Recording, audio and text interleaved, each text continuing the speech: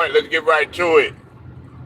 Please hit the like and sub to the channel if you're not a member. Also hit the notifications so that you're able to get all of my content, all of my videos. A little late this morning, man. Had take care of my son, man. Son a little sick, man, but man, we getting right into it. Uh, Shouts out to the whole entire Lions Den, basketball as well as boxing communities, and salute to all of my people that's been rocking with me day one, as well as my new subs and the haters too, of course. You know what I'm saying? Got to salute them for doing their job. They haven't really been doing that great of a job. I'm gonna need some more hate, okay? All right, man. I'm gonna need some more. I'm gonna need some more deception, okay? Y'all haven't really been doing y'all best job, but hey, nevertheless, man, I use y'all as a stepping stone. Let's get right to it. Cavs lose.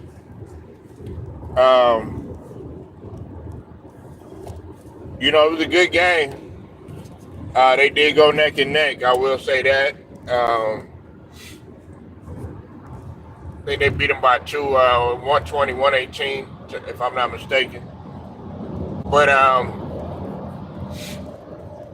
will say this: it was a lot of people felt like this game was within reach of Cleveland actually going 16-0 and remaining undefeated. But it was a hell of a game. Now we're about to get close to the midpoint a little bit. We got about I'll say about another month or so. Because we still got, of course we got the NBA Cup and everything, and a lot of people, they look at that as the midpoint of the season now, the NBA Cup. But I usually look at the midpoint of the season where we stop saying, oh, it's early in the season, somewhere when it's getting close to the All-Star break. Listen, man, Cleveland is deep. They're a deep team. And I give props to all of those guys. But we have to understand, man, that Boston is the champs.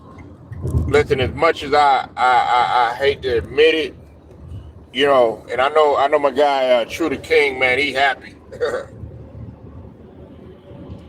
Shout out to True the King. Haven't seen him in a while, but salute to that brother, man. I know he happy. I know he was happy that Boston put a rest to that, because it goes to show you that you still have to play the champs. Now, this is my question. Now, I don't see them facing each other except for probably in the Eastern Conference Finals if all goes well. We're not going to see like a first round matchup or nothing like that, unless either one of those teams fumble the bag and actually happen to do bad throughout the rest of the course of the season. But I will say this: in a 7-game series, I don't see I don't see Cleveland beating Boston. I think Boston got too many weapons. I think Boston has too much experience, and I think that plays in their favor. That's just my personal opinion. Other people might feel differently, but it is what it is, man. Um, I don't feel that Boston it can't be beaten in this case. Now, I do feel this. I think that one of the teams from the West can beat Boston in the series. Of course, in the finals, if they happen to make the finals, I think that one of the teams could potentially do the unthinkable and beat the Boston Celtics. But it's not gonna be easy. It's not gonna be easy by any means, because Boston they have a lot of weapons. But the thing that the thing I keep going back to, Thing I have to keep mentioning is the fact that Boston has experience, and not just like in terms of winning in the finals. Yes, they won, but you got to think about it. Jason Tatum and Jaylen Brown, they've been playing in the Eastern Conference Final. They done been to the to the mantle before. They just haven't in previous years. They haven't been able to get it done up until, of course, last season. But that's why I feel like it's so tough to beat Boston because they've already been there. And on top of that, those guys have been playing together from day one. And then also continuity and chemistry plays in their favor. They have very good chemistry. And as much as I hate to admit it, what's up with it, BJ? I'll see you in the middle. Make sure y'all go sub the Pull Up Podcast. As much as I hate to admit it, Joe Mazzulla is a phenomenal coach, man. He's a phenomenal coach. I'm gonna tell you something about Joe Mazzulla too. I like Joe Mazzulla's mentality because he came out on record and stated that he thinks that there should still be fighting allowed in games. Um, and I like that. I like that mentality that he has. He has a toughness mindset, and that's not surprising because of course he was under the ranks under the coaching ranks of Ime Udoka, and Ime Udoka has that type of fight mentality, that grit and grind mentality, that no nonsense, not here to play type of toughness mentality, and I like that. I like that lunch pail, you know what I'm saying? But he also is offensive too as well.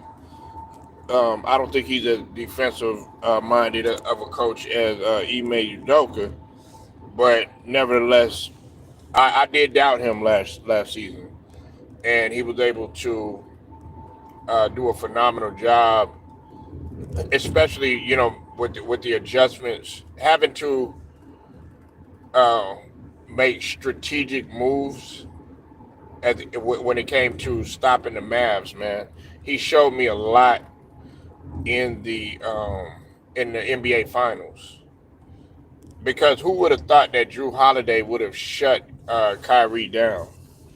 I was probably the only one that really thought that, and who would have thought that they would have gave Luka hell, forcing as many turnovers as he did, and who would have thought that Jason Tatum turned into an all-out playmaker, in which I still defend to this day, because everybody wants Jason Tatum to be, they wanted him to be like, scoring and doing all this other stuff. Well, had he been shooting a very low percentage and stuff like that, and not doing what he did in terms of facilitating, in terms of rebounding, in terms of defending, well, you would have been looking at Jason Tatum.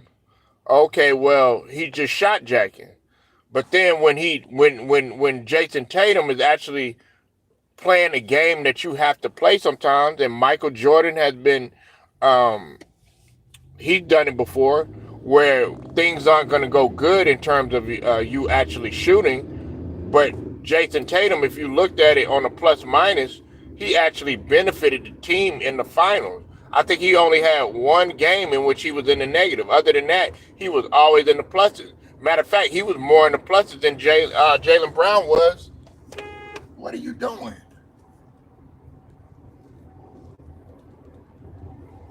In the finals.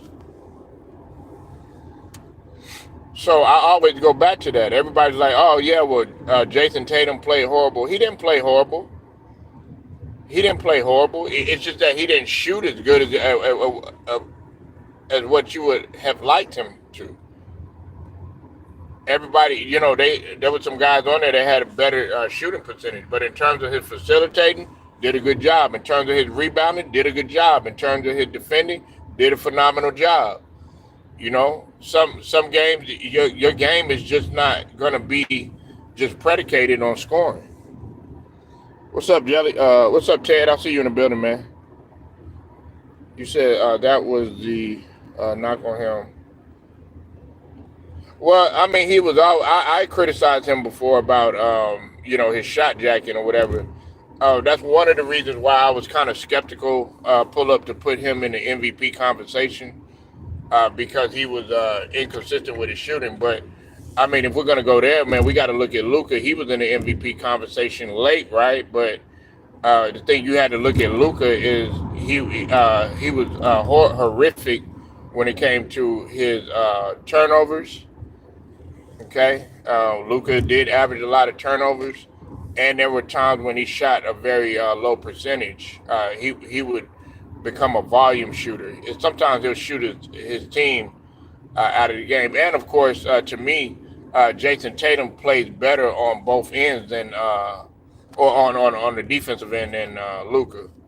Luka probably has a slight edge in terms of his percentage and stuff, but defensive wise, that's why Tatum he stepped it up.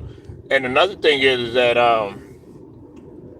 see what often doesn't get talked about Jason Tatum, and I want to say that the reason why I don't get on Jason Tatum that much, as bad as I want to at times, I can't knock Jason Tatum because he's always played both ends of the floor. Okay, he got better, especially after his rookie year. He really tried to focus on defense and stuff. But I always try to like the last 3 or 4 seasons, he was in terms of the defensive win shares and stuff. He was always up there. And I give a shout out to True the King because he was pointing that out because I was having a discussion a long time ago about Jaylen Brown versus Jason Tatum and stuff, and that's one of the reasons why Jaylen Brown is my favorite out of the two, but I also like Jason Tatum because he played at Duke, and I know he had that capability of playing defense on the defensive end, especially when he was playing under Krzyzewski.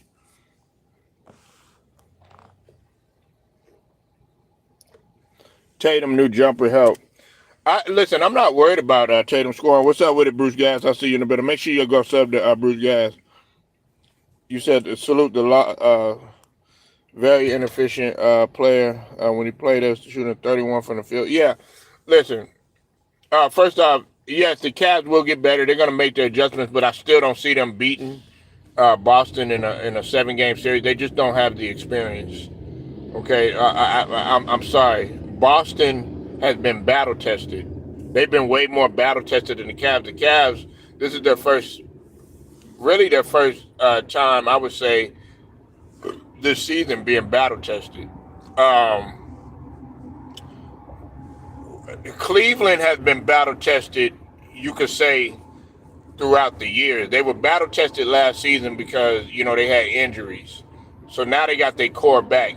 And I'm going to always say this. If Darius Garland to me is the best player on that team, okay, we could sit here and we could, Spider Mitchell and all this other stuff. No, that ship don't float without Darius Garland, okay? And then to me, I would rather have Jared Allen as the second beneficial player because you got to think about it. Without Jared Allen last season, Cleveland was pretty much nothing.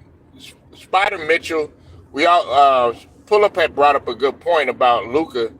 Well, hey, you got to look at Donovan Mitchell over the past season. He's improved, but Donovan Mitchell has been known to shoot a very low percentage, shoot your team out of the game, and also be a volume shooter, and just horrendous, especially when he was with the Jazz. And I know some people going to come on here, well, no, he had the athleticism. He could dunk and score and all that other stuff. Yeah, but go look at his shooting percentage when he was playing with Utah. I mean, we could do the numbers and shit like that. I could be analytical as a motherfucker if you want me to. But that shit gets boring to me sometimes. You know what I'm saying? You can bring up metrics, numbers, trigonometry, algebra, college algebra, you know what I'm saying? Pythagorean theorem, you know what I'm saying? Doing all this mathematical shit and shit like that. at the end of the day, man, what's going to hoist the trophy?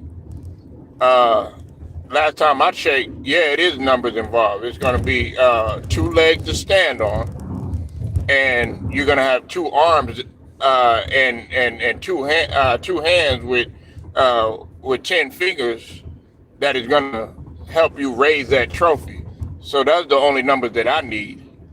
We could do all this value over replacement and all that other bullshit, man. That shit don't mean shit if you lose. Brown Sugar, the beautiful Brown Sugar in the building. Brown Sugar says she getting ready. Brown Sugar says she getting ready for the springtime. Put that two-piece on. You really don't have a reason to be inefficient if you're not a two-way player. That's a very good point. See, a lot of people are so close-minded, and they don't really understand. Let's take Kobe for instance. I always use this as a classic example. Kobe Bryant, you might look at his percentage in comparison to today's game and be like, wow, he shot a low percentage and stuff like that, you know. Okay, yes, we understand that, but you're not understanding how much of a hawk on defense Kobe was, especially in his younger years. Now, did Phil Jackson get on him quite a bit about, you know, sharing the ball, this, that, and the third? Yeah, he did, but he was such a tenacious defender, playing all out. I mean, Kobe could pretty much guard four positions. Sometimes Kobe was so much of a beast that he'll get down there and show his strength that he could guard a power forward or something like that. You know what I'm saying? But then you're exerting that energy on defense, but then having to be just as awesome on offense. Yet alone you're playing the passing lane, you know what I'm saying? And you're getting all of these breakaway dunks. Because Kobe, especially in his younger years, he had a lot. His breakaway game was phenomenal. His breakaway game was something vicious. I love a breakaway game, and what I mean is by a breakaway game is you playing the passing lane, and there's nobody that can keep up with you.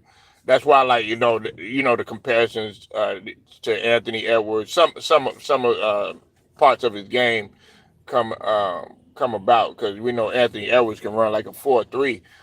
If he ends up getting a steal or something like that, playing that passing lane or something like that, you might as well forget it with Ant-Man.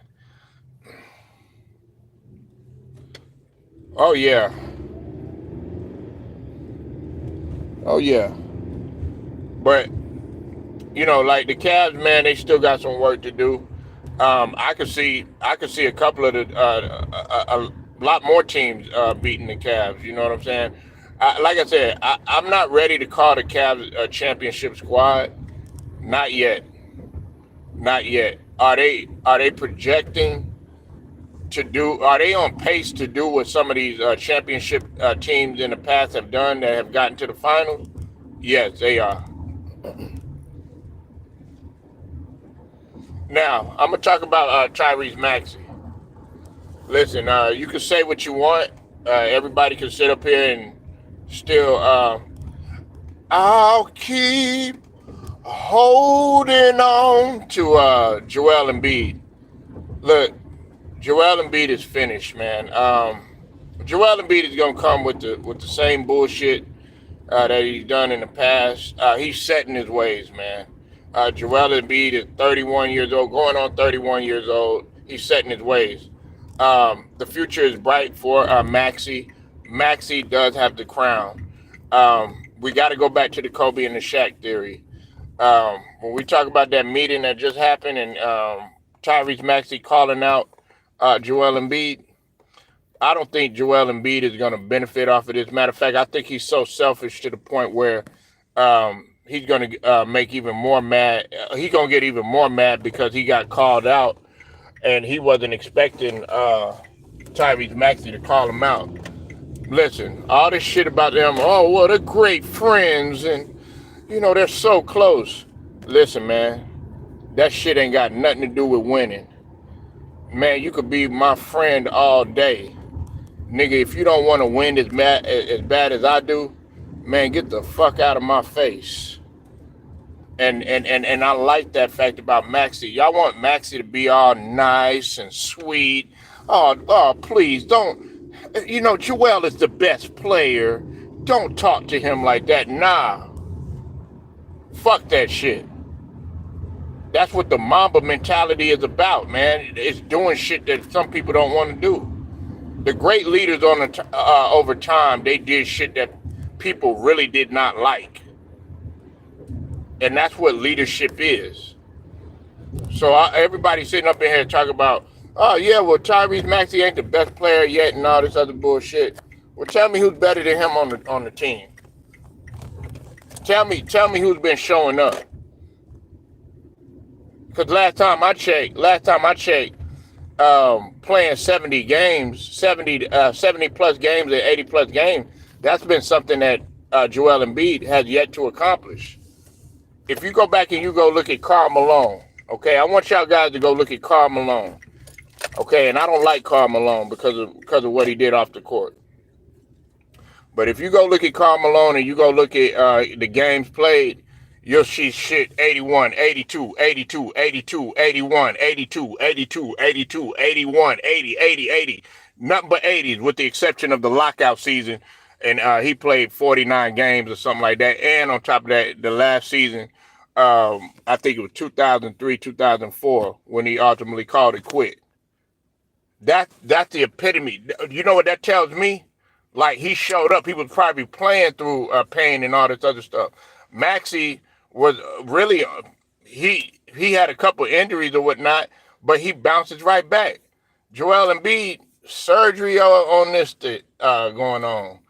Got this going on. Can't never be 100% for the playoffs. All this other stuff. So you tell me who's more of a beneficial player. Y'all getting stuff as far as talent and will and drive and determination and being tenacious and having really cohesiveness, because that was his only thing. He wanted to be cohesive too.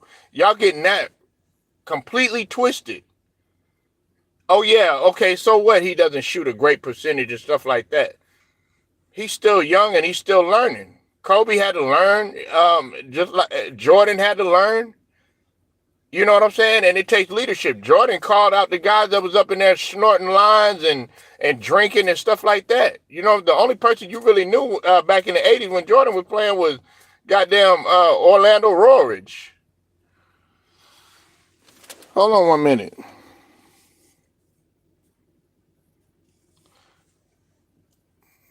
Yeah, man. I watched a little bit of it. Hold on 1 second, y'all, all right?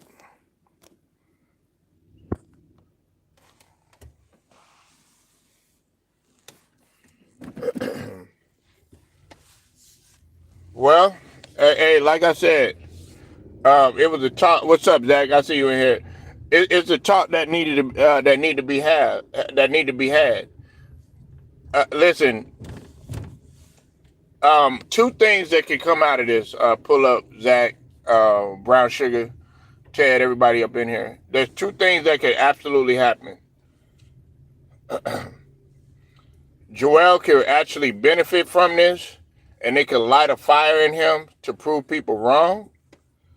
To go even harder, and we're not even saying like, because we know you can score, we know you can get your buckets and do all that other stuff. We talking about you just simply doing the stuff that you're supposed to do as a leader, and that people want to see you do, and it'll actually motivate people, which is to show up, be on time, be prepared, be prompt. You taught that early as a kid. Well, shit. We're not seeing the evidence of that because you're coming in on the bench, just like you did your first couple of seasons. You coming in on the bench, and really, I'm gonna be honest with you. Pull up, Brown Sugar, Ted, Zach, everybody up in here. I don't make injuries an excuse, being hurt an excuse. especially now in this time with all the technology that they got. Now, I know the argument is going to be, oh, well, you don't know that guy's body or anything. That's true. That's true. I understand that.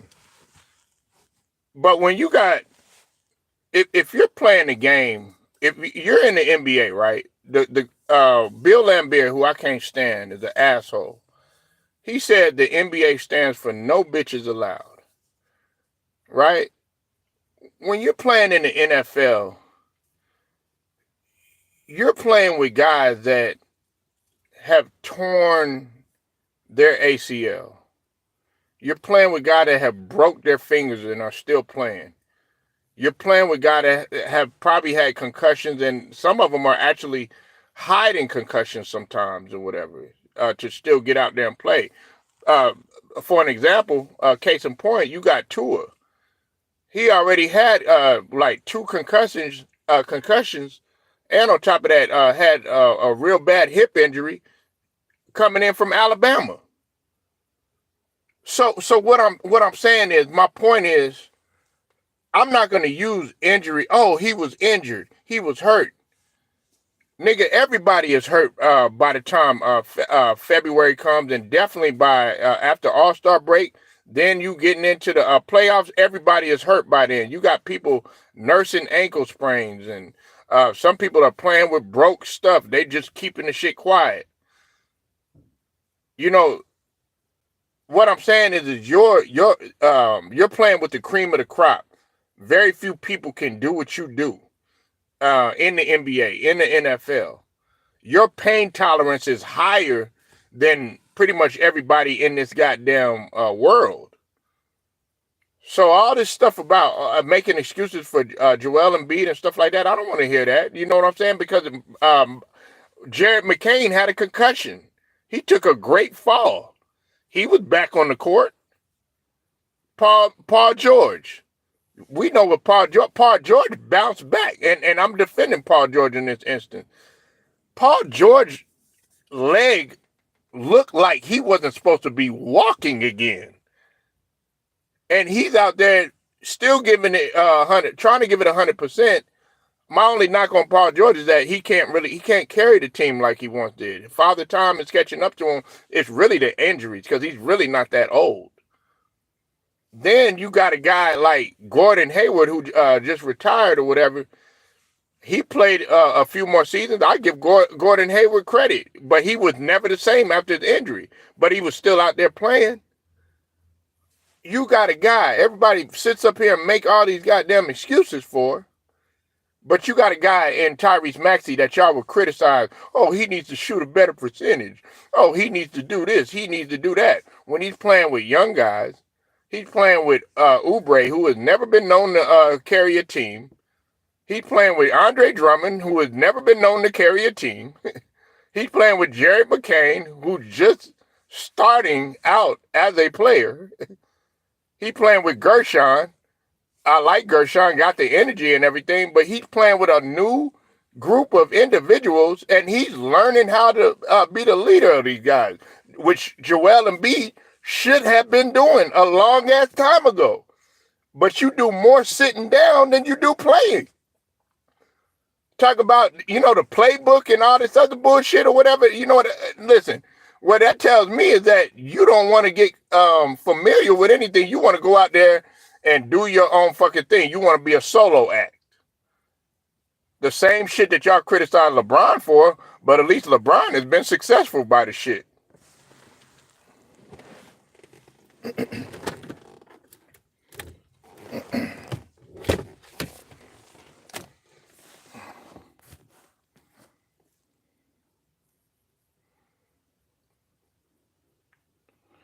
Yeah, he can't lose the locker room.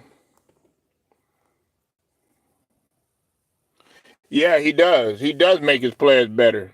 Who do you think dog, what are you talking about? Like, Maxey is a combo guard. But if they need him to score, he's gonna have to do that. Him and Jared McCain. See, I could tell you don't watch our games. You watch highlights of us losing and all that other stuff, Zach.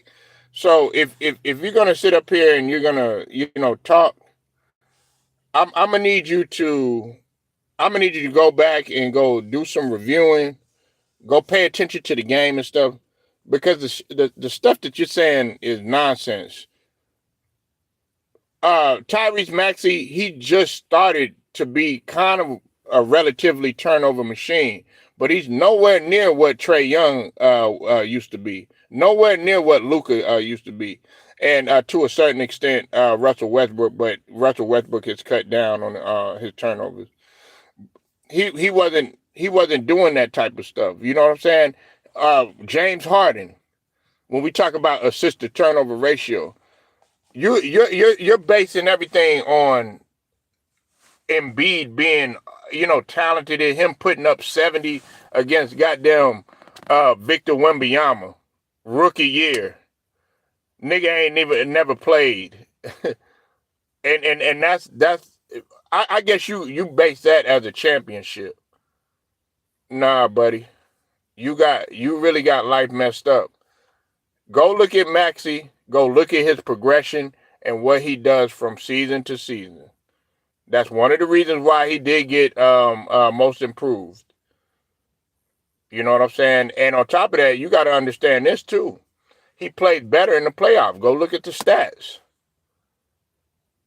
And the guy that you got to give props to for him being thrown out in the fire, guess who he was guarding when he finally got a chance? Since you know Sixers basketball, since you watched the game and everything, it was Doc Rivers that put his feet to the fire when he had to guard Trae Young.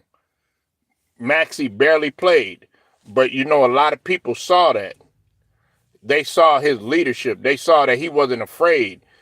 Instead, you got Ben Simmons up in there, can't hit a free throw to save his life, can't hit a jump, don't want to shoot a jumper to save his life, and don't want to even attempt a layup to save his life. You gonna talk about that? Because I don't even know what kind of. Are you a Sixers fan? You sound like a goddamn Sacramento Kings fan. That's what you sound like, man. Matter of fact, man, I think you an NBA G League fan. That's what you is, nigga. You.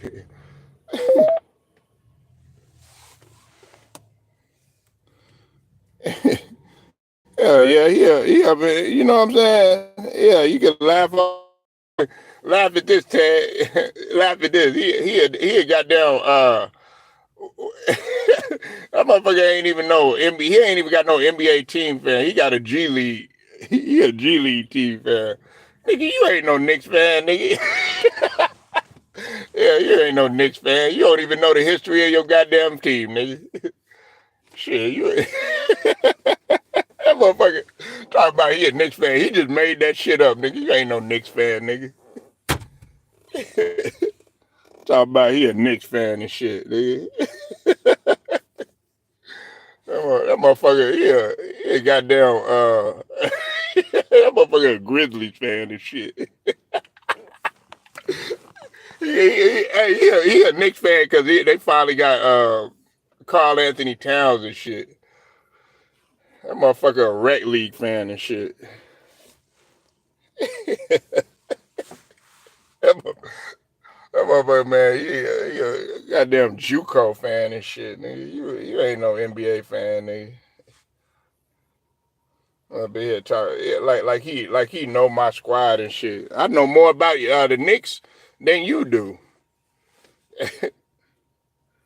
Shit. But you sit up there, you don't like Maxey. But last time I checked, Maxey was cooking Jalen Brunson. You don't want to talk about that, do you? Well, no duh. But they made one of the stupidest trades that they could have. They made I got that's cap right there. I pull up, but they are forced to be reckoned with. I think they shouldn't have made that trade though. Pull up because they got guys that already had continuity that play in the offseason. BJ, this is my thing right here, and Zach, Cypress, Brown Sugar, Ted, everybody up in here. Why the fuck? Why the fuck would you get rid of? Why the fuck would you get rid of 4 guys that played together in college? Villanova guys. They go, hey, pull up, you know how it is. Ted, you know how it is. You go link up with your old buddies that you used to play with and shit like that, just to keep that competitiveness going and shit like that. Them niggas is playing in goddamn Villanova every offseason and shit. Probably going back, playing king of the court, probably going back, playing pickup, doing workouts and shit like that. They already got continuity together. But then you go up in there, you throw in a guy, a habitual playoff choker in Karl Anthony Towns. And like I said, I like Karl Anthony Towns, but Cypress is in here. He know what I'm saying. Cypress was hitting me up talking about, why is this motherfucker consistently shooting threes?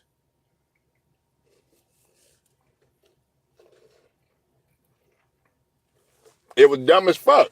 It wasn't overrated, pull up. It was dumb as fuck. Why would you do that, nigga? You stay hot. Then on top of that, you got a Minnesota team. Y'all playing worse than y'all was last season. Why the fuck you gonna get rid of the Alex Rodriguez? I was giving him props for what he was doing. But Alex Rodriguez should have been, I don't know if he had a conversation with Aaron Judge's losing mentality over there in New York and everything, what had happened with the World Series and the Dodgers and shit. But I'm like, what the fuck is you doing? And I like Devicino. I fucked with Julius Randle. BJ, what's it called? Julius Randle from here. I watched that dude. Julius Randle used to be able to kill. But nigga, all you needed was Julius Randle over there. Get healthy. You got Mikal Bridges. You got three supremely gifted Swiss Army knives. When we talk about Josh Hart, when we talk about Another Boy, and when we talk about Mikal Bridges, stay right there. Coach Tibbs, even though he done coached Karl Anthony Towns before, man, stay with the iron while it's hot. Nah, you want to go over there, you want to throw a whole new guy in there. He got to learn his playing style. They ain't been in the trenches with one another. And then when we talk about Minnesota, they done been close. They done been close to actually going to the finals. You said Randall, Devicino, Hartstein, were the players that helped. Yeah. I mean, you could get excited all day, but if you're excited about a 8-6, I think y'all 7-6, 8-6, or something like that. Because I'm gonna be real with you, and hey, pull up. You heard this. Everybody up in here. If let's say y'all fuck around and y'all play Detroit, I guarantee you the pressure's not gonna be on Detroit. It's not gonna be on Kate Cunningham. It's not gonna be on Ivy. It ain't gonna be on Jaden Duran. It ain't gonna be on Tim Hardaway Jr. or J.B. Bickerstaff. It's gonna be on Tibbs. It's gonna be on Jalen Brunson. It's gonna be on Cat. It's gonna be on Bridges, Another Boy. All the motherfuckers that you got over there, it's going to be on the Knicks for y'all to win. And I guarantee you, y'all get a team like Orlando, or y'all get a team like the Pistons, who are playing really good basketball. Y'all act like the Pistons have been getting blown out and all this other shit. No, they lost to one by to the goddamn Bucks. I mean, let's flex a little numbers and all that other shit here. Let's just call it what it is. Y'all niggas got blown the fuck out. Y'all very first time. I don't want to hear nothing about it. Oh man, well they never played with none another. Nah, nigga. Nah. Y'all was up in there calling Karl Anthony Towns already. Him and Jalen Brunson going to the championship. Y'all was ready to go ahead and school the champs right out the gate. Hell no. And y'all definitely can't beat Boston right now. I know Orlando can, and you know why? Pull up. Orlando, they lost Joe Ingles, and I hated that for them. Other than that, they still got their core. Paleo, shout out to him. You know what I'm saying? Gotta get better or whatever. But then you got the Wagners. You got the Wagners. Yeah, and listen, y'all don't be looking at the Wagners. The Wagners can score, man.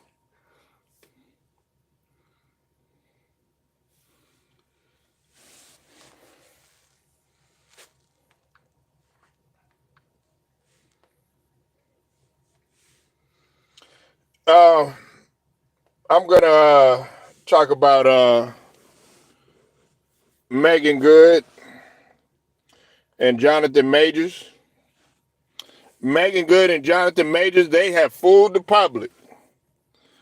While everybody thought that they had broke up, I was guilty of it too. They are now engaged. Megan Good and Jonathan Majors are engaged. What do y'all think about that, man? Let me know.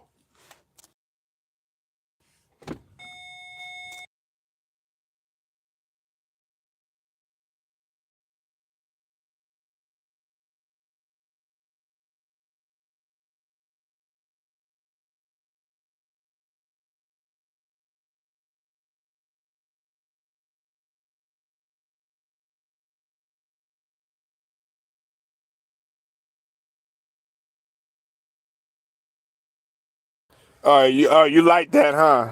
And don't say that just cause she looked good. Pull up. Matter of fact, I think you a little jealous. I think everybody a little jealous. Man, god damn, I can't stand that motherfucker Jonathan Majors. Man, he took my baby, man.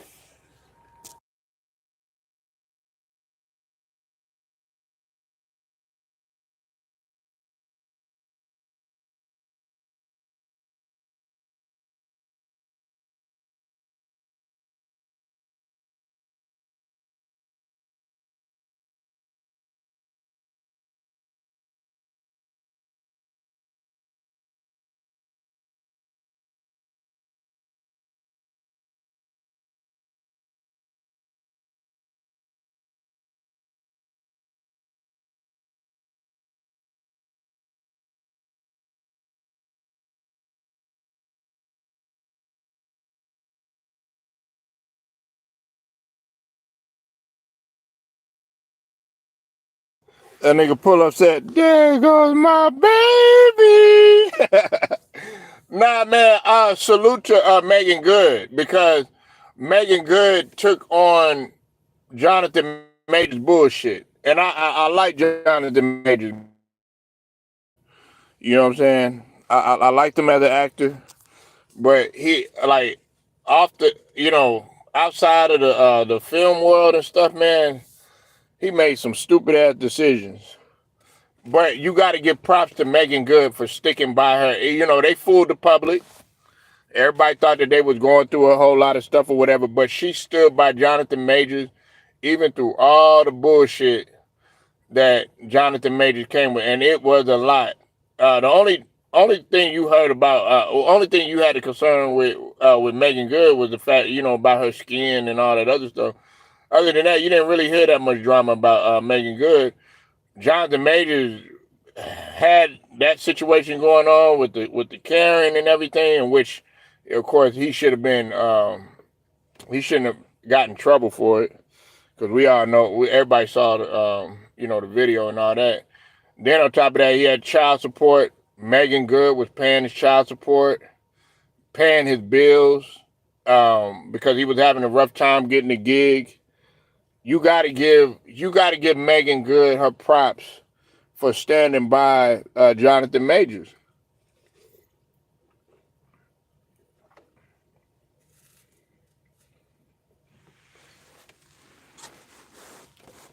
Yeah, man, you gotta give her props. Like through all that bullshit, she still stood by Jonathan Majors. I'm gonna be real with you, Ted. Pull up. Most women would have bounced on Jonathan Majors, especially a black woman. Oh, they'd have been gone. They'd have been gone. They not finna pay you, not unless he putting that wood down. You know what I mean? That's a whole nother subject. Unless he putting that wood down, then we having a conversation. I know some of y'all don't want to imagine that because I know y'all desire Megan Good. I used to like Megan Good, but until she started losing weight, man, I didn't like her with her weight loss and all that stuff. You know what I'm saying? But yeah, I was a huge Megan Good fan. I liked her. I liked her since Friday. You know what I'm saying? Because I was young when I saw Friday, and she like, hurry up!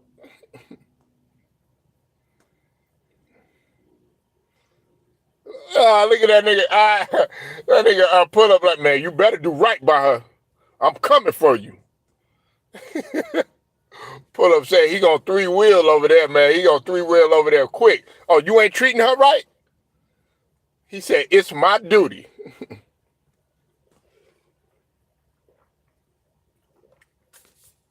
Nah, but shout out to them, man. I like I'm all about black love, man. You know what I'm saying? I'm glad Jonathan Majors, he put a ring on it, you know what I'm saying? And he came on home. He came on back home, you know what I'm saying? He said, he's like, you know what, Megan, I can't do them Karens no more. You know.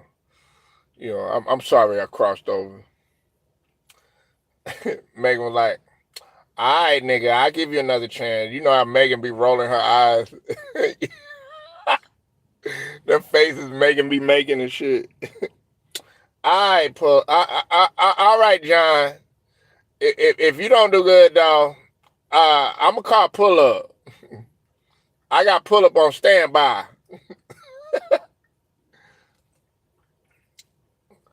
Pull up, man. Be texting. Hey, I just called to make sure you're doing all right. You know what? Pull up. I got you on standby just in case this nigga fuck up. All right. Pull up, hoping Jonathan Majors make a mistake. He just praying. He ain't praying. He praying on their downfall. He ain't praying on their blessings, man. He praying on their downfall. He like, man, Lord, please, please, please, please let Jonathan Majors fuck up, please. I promise I'll do everything that I can to be right by her. That nigga on begging, begging, hoping that they don't make it, but nah, I'm fucking around. But nah, man, salute to them. I want to give a shout out to the brother Cypress TV though. Definitely go sub to the brother Cypress TV. Um, Last night he broke the story. Also, he was the first one that I saw talk about it. And then also, shout out to Real Talk with Tamara. What's up with it, Jelly Bean? I see you in here. Um, she also broke the story too as well. But I saw Cypress TV talking about it. And that is that Shundale Barnett has been arrested. For those of y'all that don't know who Shundale Barnett is, um, he of course was arrested for being a part of uh, the tragic demise and unaliving of young Dolph. As you know, he was the one that he pretty much was the driver that was trying to get away and everything.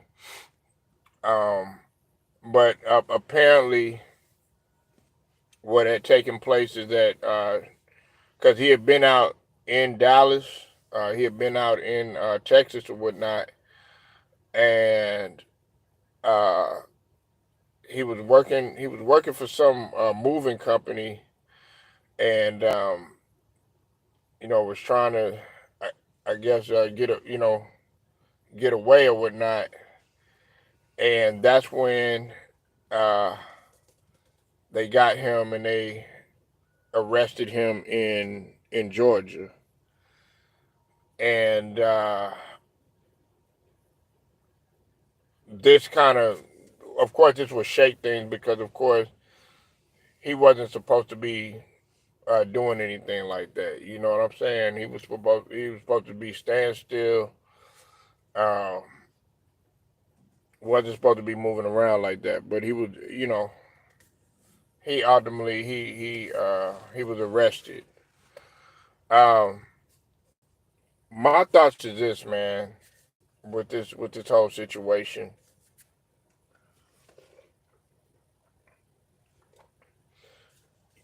It's not going to get better at all, especially in a case like this.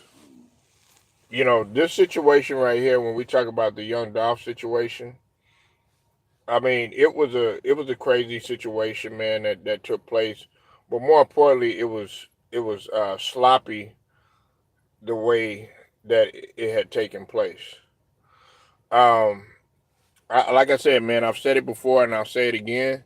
I don't have no sympathy for those guys. Um, do they deserve a second chance? No, they do not. Not in this instance. And look, I'm a firm believer in second chances. But nah. And a lot of people might say, "Oh yeah, well he didn't pull the trigger, he didn't do this, he didn't do that or whatever." But you were a part of trying to put things together, to orchestrate things. So you're just as guilty. You know what I'm saying? Whereas a lot of people, somebody with common sense would have been like, "Nah, I'm not gonna be no driver. I'm not gonna try to take the car here." You know what I'm saying? I'm not gonna try to pay the money to do this or any of that stuff. You know what I'm saying? I'm not gonna try to organize nothing. Uh, I'm not gonna hide you here. I ain't gonna hide you there because you just as guilty. Whereas a real stand-up dude would have been like, you know what? Nah, I'm cool. I don't want no parts of what you're doing. You know what I'm saying? Because that's what you got to look at the universe. What's going to happen in terms of the universe? What's going to ultimately take place? And me, like I said, I don't feel any sympathy because you were just as guilty. Okay, did he pull the trigger? No. Okay, did he, you know, actually unalive young Dolph? No, he did not. But you're just as guilty because you were involved. You knew what was happening. Actually, you could have been the voice to put a stop to what had taken place to a certain extent. Niggas was gonna do what they want to do, but in this case, no, I don't feel no sympathy. And some people gonna be like, oh no, he didn't pull this and he didn't do that, he didn't do this, he didn't do that. Nah, you did do this and you did do that. You know what I'm saying? You had a lot more to do with it than what you might think. So, anyways, man, I got to get out of here. Make sure y'all like the video. Make sure y'all share the video. Sub to the channel if you're not a member. Also hit them notifications too. Straight to the point. Sports and entertainment. Shouts out to the whole entire Lions Den, basketball as well as boxing community. Until then, man, I'm gone.